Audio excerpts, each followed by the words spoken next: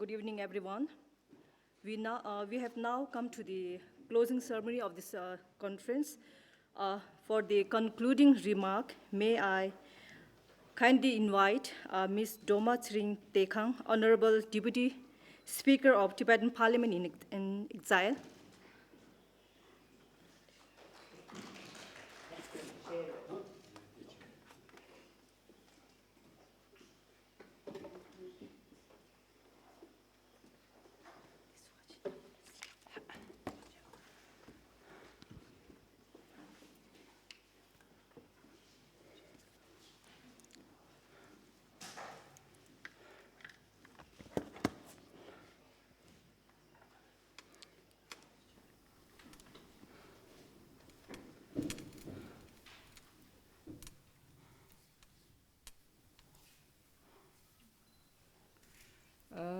Tashidelek, Namaskar, Sastriyakal, Vanakkam.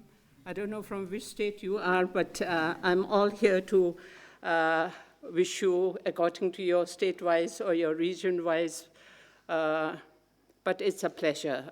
Thank you so much for having me, because I'm a simple school teacher who's always ready to learn from the smallest child. So I'm a learner myself, and I encourage my staff also that learning is till you reach the graveyard. You should have that humility to learn. That's how the growth starts. So, respected the Deputy Director of Tibet Policy Institute, Zamla Tembajansela, expert panelist, Commodore R. Rosen Ji, Professor Swaraj Jyoti Gohan, I hope I'm pronouncing it correctly, Professor Swati Chwala, and all the participants here.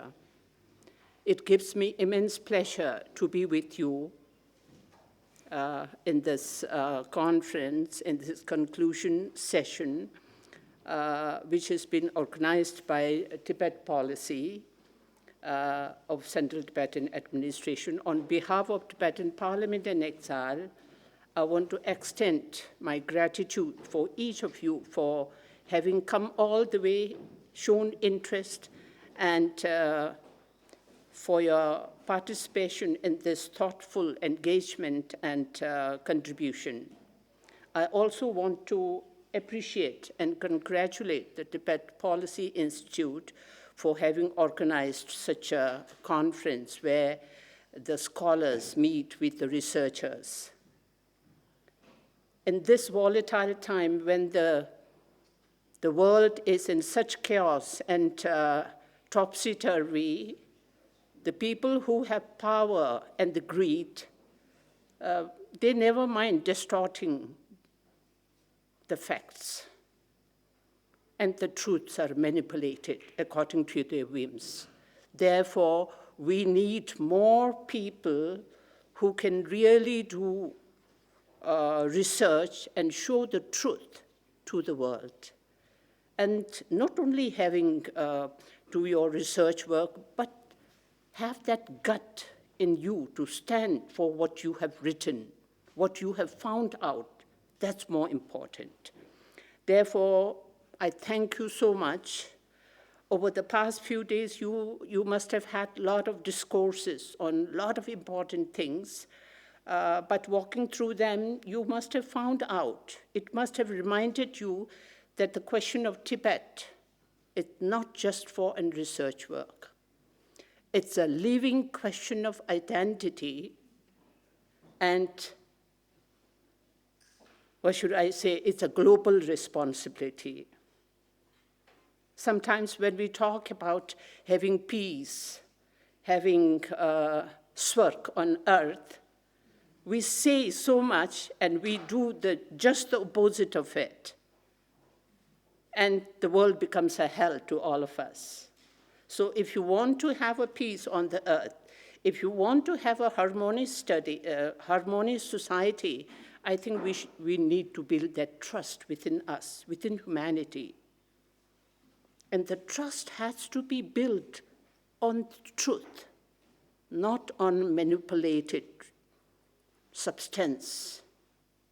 Therefore, to have you over here, your work will give voice to the truth that is not to be forgotten, and it will also pay a pathway for the younger generations to understand the profound interconnectedness between India and Tibet and beyond that. Therefore, your coming over here and spending 2 days here makes a lot of sense to me. After this conference, when you go from here, whatever you have shared and whatever you have learned, I hope you will think over how you can further this knowledge to strengthen awareness, to inspire new scholars and new researchers, and to ensure that the Tibet story remains alive in the future generation. Because I always believe we are the guinea pig of nonviolence and compassion. And if you want to see nonviolence and compassion thrive and flourish in society, I think each and every human being needs to be with Tibet and with His Holiness. Therefore, I look forward to further this knowledge of yours in coming years and days. In exile, as we mark the 90th birthday of His Holiness, a milestone we are honoring as the Year of Compassion, it's very important to remember the critical situation inside Tibet. Over the past 6 decades, our people in Tibet have lived under severe repression, with restrictions on religion, culture, language, and human rights. Without going into detail, I always try to put it in a nutshell. I say, inside Tibet, human dignity is under siege, faith is criminalized, truth is censored, and injustice wears the mask of development. So whenever you see there is a sugar-coated word of any development happening in Tibet, you have to be cautious. Take it with a pinch of reservation within you and try to dig out what is the reality. Because the rhetoric is really killing the Tibetans inside Tibet. I would say that we are losing Tibet inside Tibet. So this is a caution from me. And today, one of the gravest concerns is the colonial-style boarding school, where over 1 million children from the age of 4 to 18 are forcefully separated from their parents.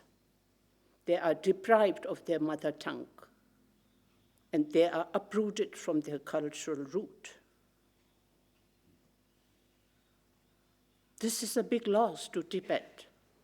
This is the future generation of Tibet that they are trying to make into a generation who will have allegiance or respect for Han chauvinism. So we have to really take care of this.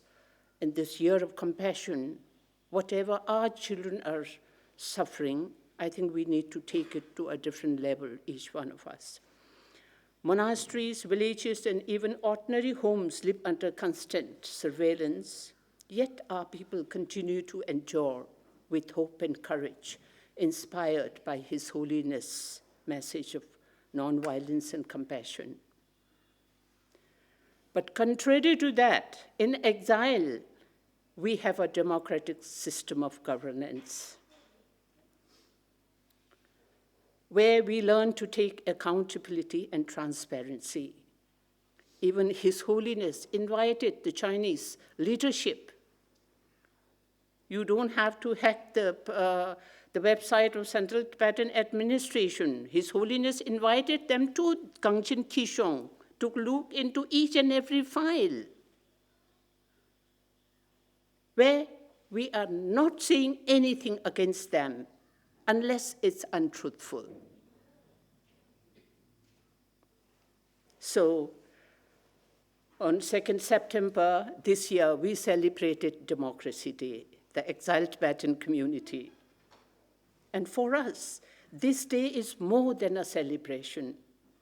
It is a reminder to all the exiled Tibetan that though we have lost our country, but our leadership is so adamant to give, enhance our responsibility that he gave us democracy. In exile, he gave his people freedom, equality, and responsibilities, the values we never stop believing in, even though our country remains under occupation and repression. India has been at the heart of this journey, not only because India gave His Holiness and Tibetans a home away from home, but also because the values of truth, justice, and freedom that the Tibetans are striving for deeply resonate with the civilizational spirit of India. So, more than ever, we look to Indian people, to the Indian policymakers, to the Indian scholars, to the Indian researchers, to Indian media, to keep the story of Tibet alive, and to stand with us in ensuring that the message of compassion triumphs over oppression. As youth, you represent future. Your awareness, your empathy, your action can help keep the struggle of Tibet alive and to ensure that the value of human rights, democracy, freedom, and rule of law, the values we uphold, continue to guide our shared journey.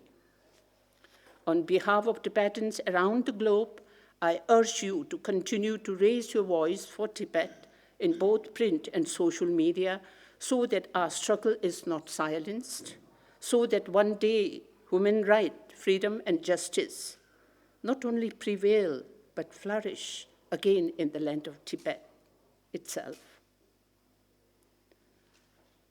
I sometimes feel it's quite natural for some Indians to feel, why should I care about Tibet and Tibetans? The harassment we are getting from the border is because of all these Tibetan refugees. It's quite natural. I mean, anyone who doesn't have the depth of the knowledge of the value of Tibet will think it that way. And we have nothing against it. We can understand it. But sometimes I sometimes feel that this question is often overlooked. Yet it is deeply connected with India's past, present, and future. Why Tibet matters to India. The bond between Tibet and India is not just geographical, it's civilizational. The Indian masters like Padmasambhava and Adisha brought Buddhism to Tibet, but the Tibetan scholars preserved the Indian text that might have been lost by humanity at large. Thus, Tibet is a custodian of Indian civilization. Spiritually, Tibet kept alive every teaching of Buddha that originated here. Today, monasteries across India and beyond are the living centers of Indian philosophy, reminding us of our shared heritage. Environmentally also, the source of great rivers like Brahmaputra and Indus is Tibet. Tibet's fragile plateau directly impacts India's water, agriculture, and climate. Protecting Tibet thus becomes Indian national interest.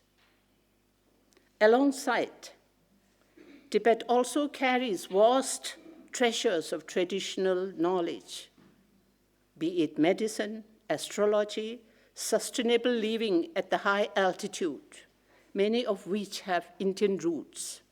Preserving them benefits all humanity. Diplomatically too, Tibet matters.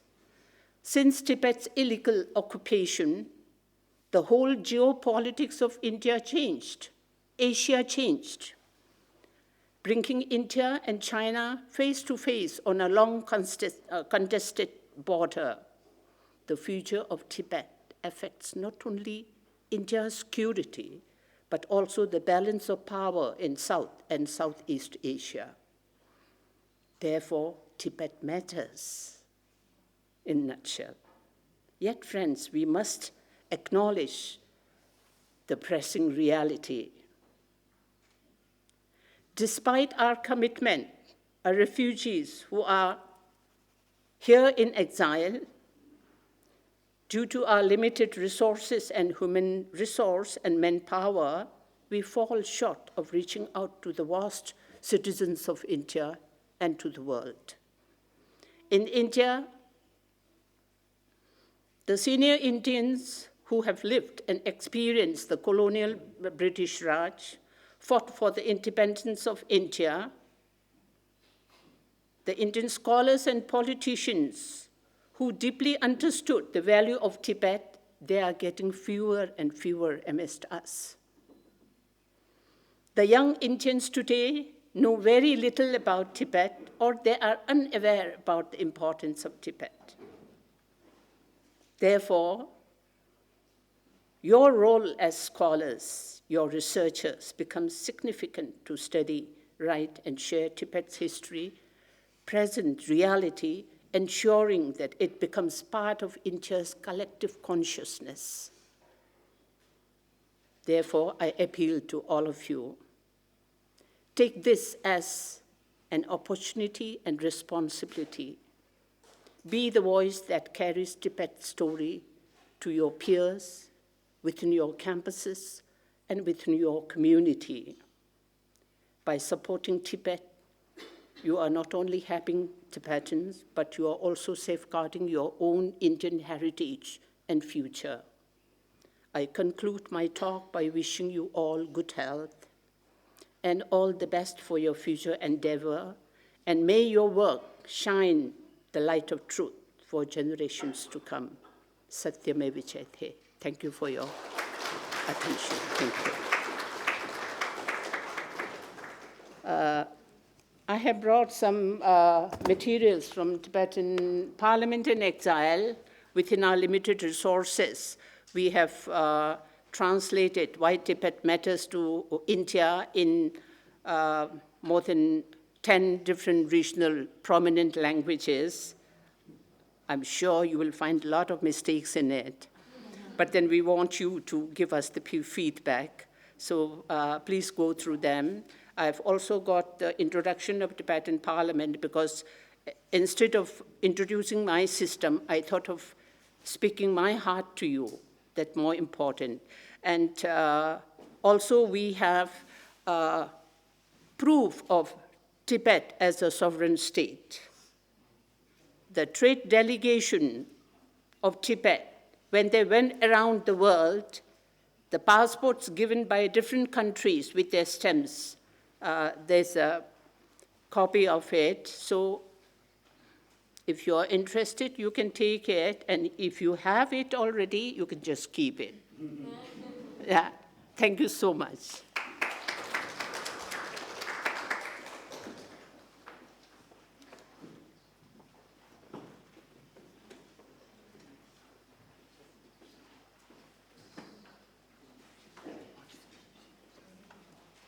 Thank you very much, ma'am, for the wonderful remarks and for your inspiring words. So next, I may request Mr. Tsering, Deputy Director of Tibet Policy Institute, to share a few words. Thank you, Sir Dolma. Apologies, I can't do it without saying a few words, because there's too much love, too much excitement, because we had a lot of presentations, a lot of scholarly discussions, a lot of time we spent in this room debating from 9 in the morning until I think it's going to be around 5:30 or 6. And it has been very enriching.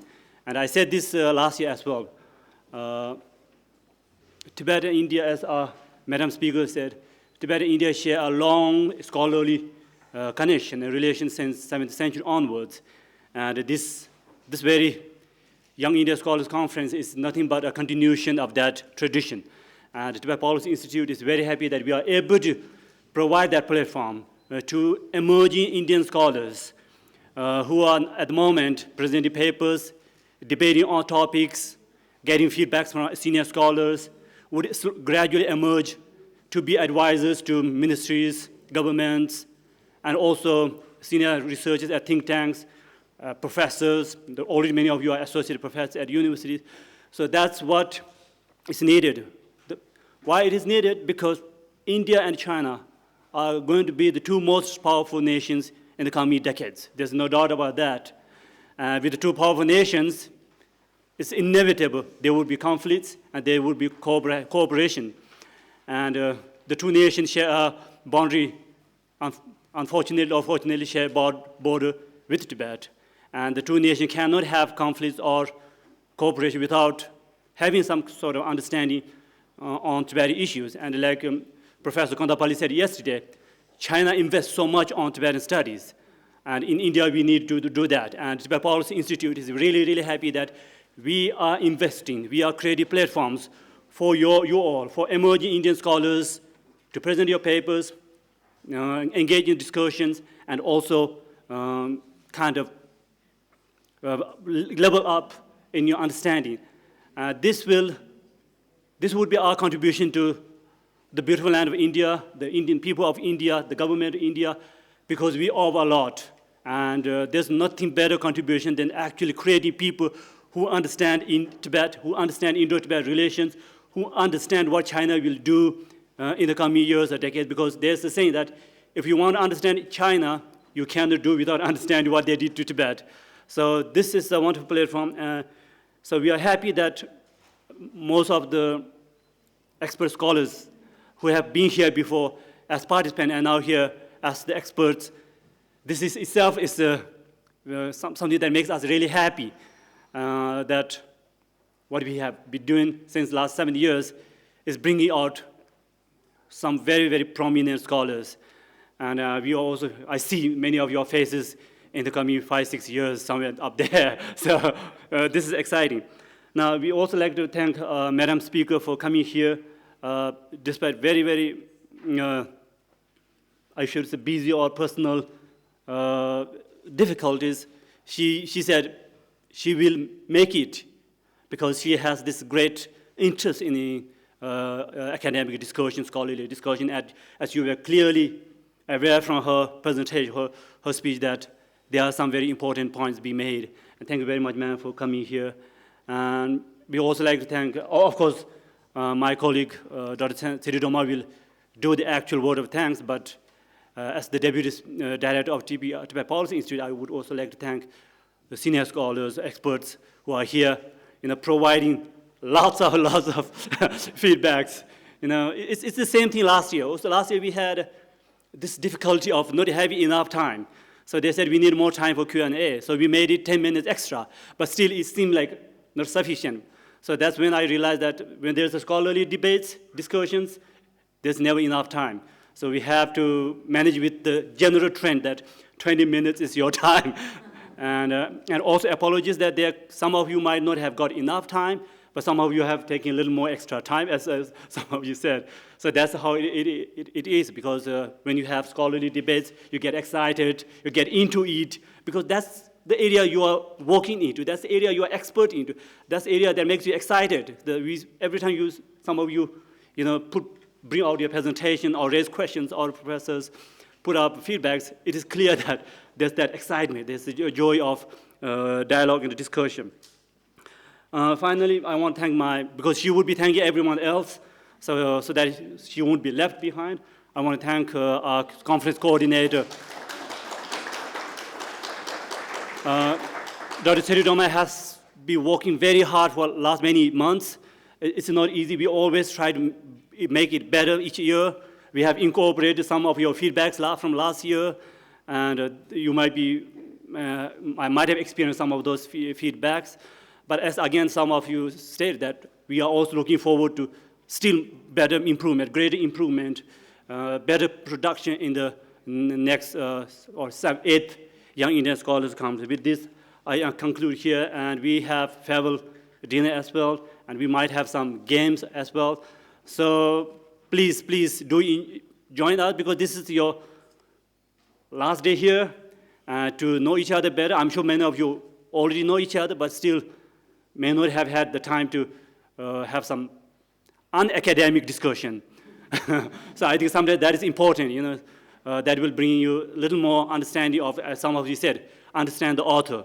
You know, if you want to understand what someone's writing, you cannot do without understanding the author, his or her background, what influenced her writing, what influenced her thoughts, what are her education background. Because there's always, as I said to Swati yesterday, that in every author there's a little bit of bias.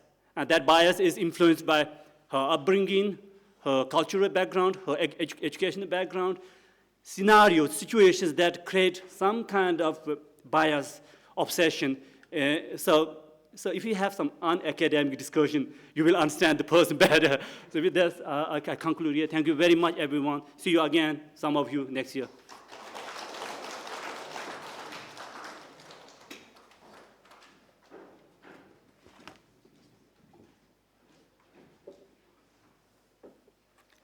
Thank you so much, sir. So without taking much of our time, now I once again would like to request Honorable Madam Dolma and Mr. Tempa Giljen to hand over the certificates and khata, the white scarf, to our participants, and the acknowledgement gifts to our esteemed experts. I request all the esteemed experts and participants to come forward as I read out the names.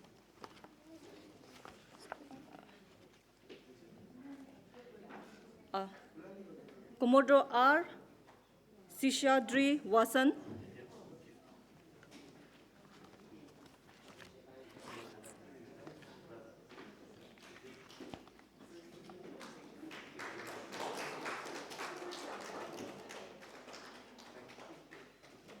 Professor Swarab Jyoti Gohen.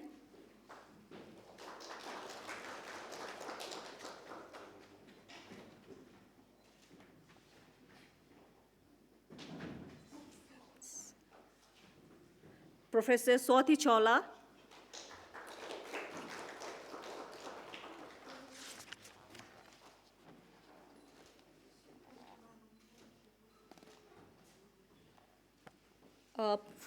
Within the participants, Prosper Malang Mai, Asta Binzani,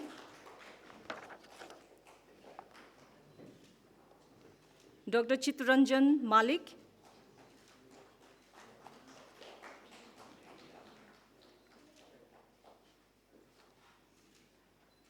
Shri Raj Guddi,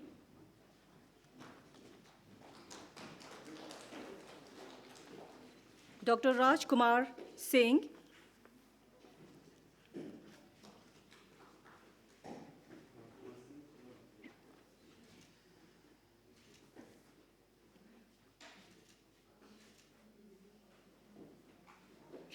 Dr. Raj Kumar Singh, Sudhita Khan Gishing, Sudhita Khan Gising, Dr. Lobsan Samdup, Dr. Samir Hassin, Ngawang Tender,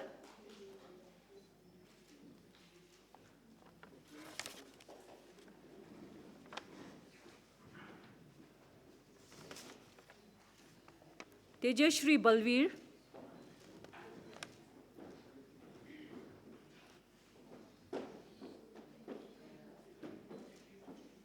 Mindrur Subbi,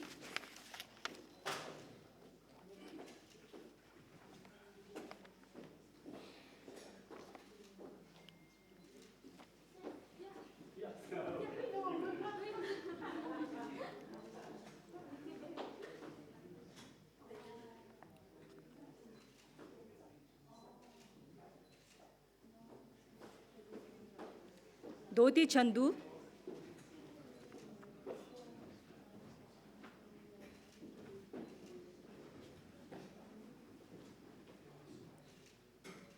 Dr. Barun Rai,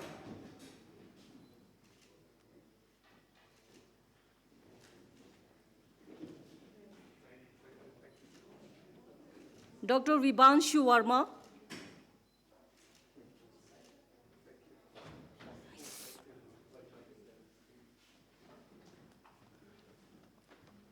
Tenzin Yima Bhutia,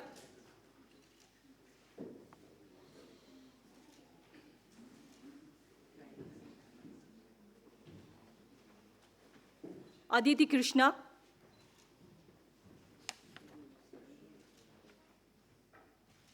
Nimu Sharpa,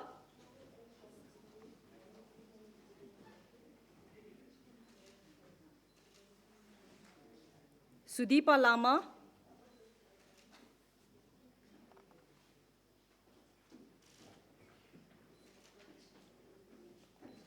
Dr. Rajiv Rai,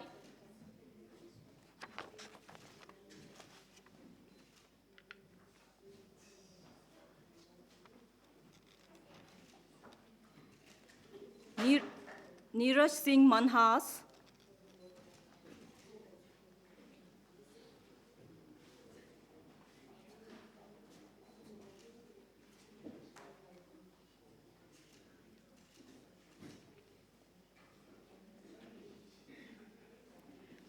Prabir Kumar Tagludar,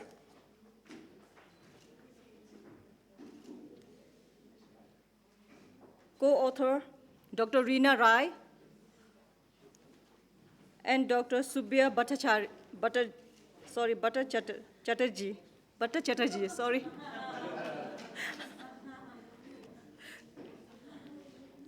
Chikti Shukhema Jele Jibuchachur.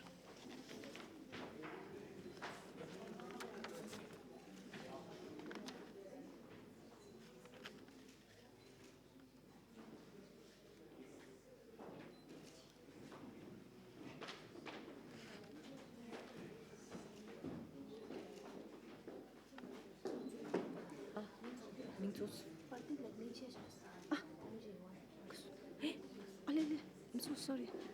Dr. Pratik Roy, so sorry.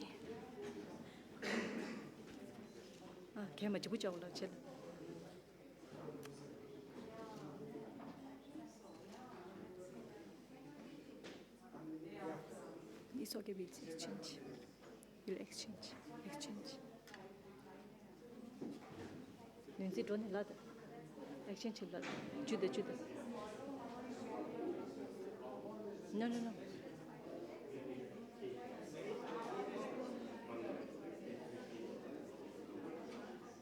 There's no insertion. Okay.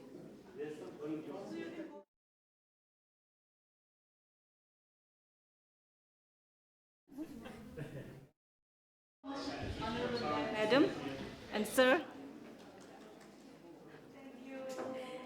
And now for the vote of thanks, it's me again. I once again take this opportunity as a conference coordinator. First and foremost, I wish to express my humble gratitude to Honorable Deputy Speaker of Tibet Parliament-in-Exile, Madam Dolma Tsering Teykhang, for her kind and valuable concluding remarks. I would also like to extend my heartfelt thanks to all the participants for your active and enthusiastic participation throughout the conference. My deepest gratitude goes to our chief guest, Honorable Sejong of the Central Tibetan Administration, Mr. Pempa Tsering, and to Professor Shrikant Kondapalli for gracing the event with your presence and delivering the keynote address. For invaluable guidance and support, my sincere thanks to all the esteemed experts who contributed so much to the success of this conference. Commodore R.S. Wasan, Professor Swarak Jyoti Gohen, Professor Swati Chola, thank you so much. I would also like to express my appreciations to the entire team of Tibettv for their dedication's coverage of the event. I also wish to thank members of the media for covering the conference, A warm thank you to all the staff members of the Administrative, Training and Welfare Society for your constant support and cooperation throughout the conference. Last but not the least, my heartfelt thanks to my dear TPI colleagues for your teamwork and assistance in making these events a great success. Thank you all.